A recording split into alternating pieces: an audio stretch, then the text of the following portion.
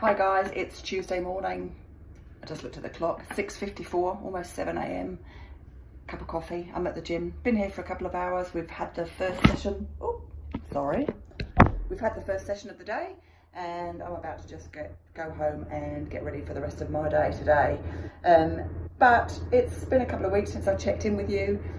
Last week, if some of you were checking out for Tea Time with Jane, you will have seen that I actually posted a written piece last week, and that was really in response to the shootings that we experienced in Christchurch the previous Friday. And that was around just taking care of ourselves, what I was needing to do to take care of me, and included hints that hopefully you've taken forward for yourselves and for your families, and particularly those of you who are living in Christchurch, North Canterbury, in New Zealand really, and not fixating, not focusing on the news stories, allowing yourself updates if you feel that that's essential, but not having a whole heap of social media notifications coming through, not fueling the emotional side of what happened last Friday a week ago. So today I just wanted to check in again really around those events, really from my own experience. Now Friday, when that happened, the 15th of March, I was at work in Christchurch, so like many others, including lots and lots of school kids, we at work experienced a lockdown, so we were stuck at work until it was deemed to be safe for us to leave and to be back out on the streets again to come home. So that actually was quite a long period of time as we watched the news stories unfold around what was happening in Christchurch. I then didn't go back to work, to the office, until the following Wednesday. So that was from Friday to Wednesday. It was fair to say that Christchurch, Rangiora, where we live, the gym, was in a state of subdued sort of silence really, of disbelief, of pain and suffering, and real mental anguish for many people. And as I went back to the office on Wednesday morning just to do my usual shift at work, I was taken by surprise that when I walked into the office and just obviously caught up with people around how that had been since Friday, I was actually overwhelmed emotionally at that time, and it suddenly was a trigger for me. I was sat at the same desk in front of the same computer with the same people that I'd been with on that Friday as those events unfolded. Interestingly, it was also the same office, the same space that I was in when the earthquakes happened in Christchurch 8 years ago. And I was actually emotionally quite overwhelmed for about an hour. That first hour of work, I really had to bring myself back in. I couldn't easily concentrate, I was emotional, I was crying, and clearly that had triggered some response in me.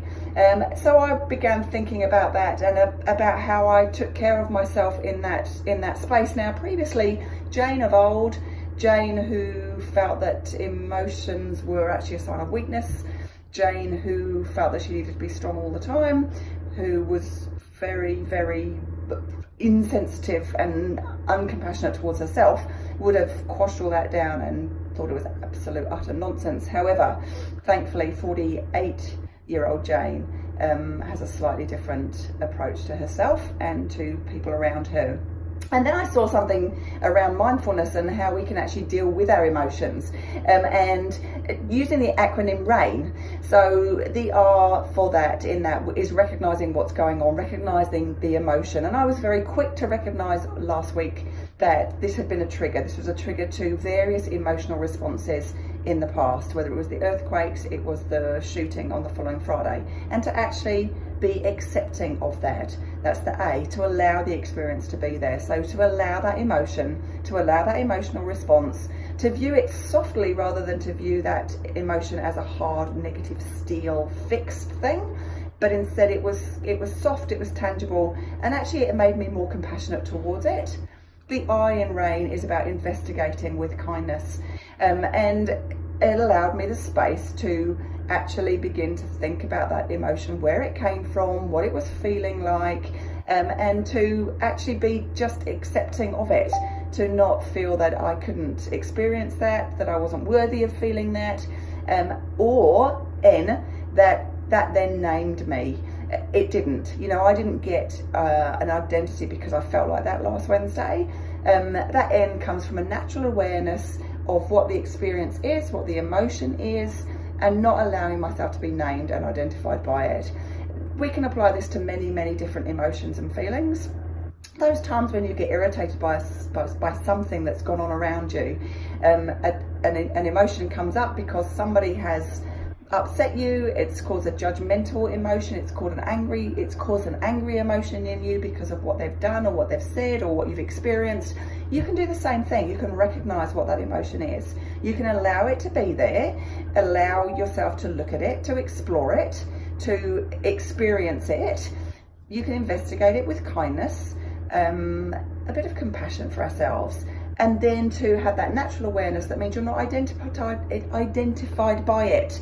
Just because the emotion and the feeling is there doesn't mean that you are that emotion and that feeling. So guys, today, rain. I want you to think about that. I know that this has caused an emotional fragility, an emotional vulnerability for many of us here again, particularly as we throw back to earthquakes and things like that.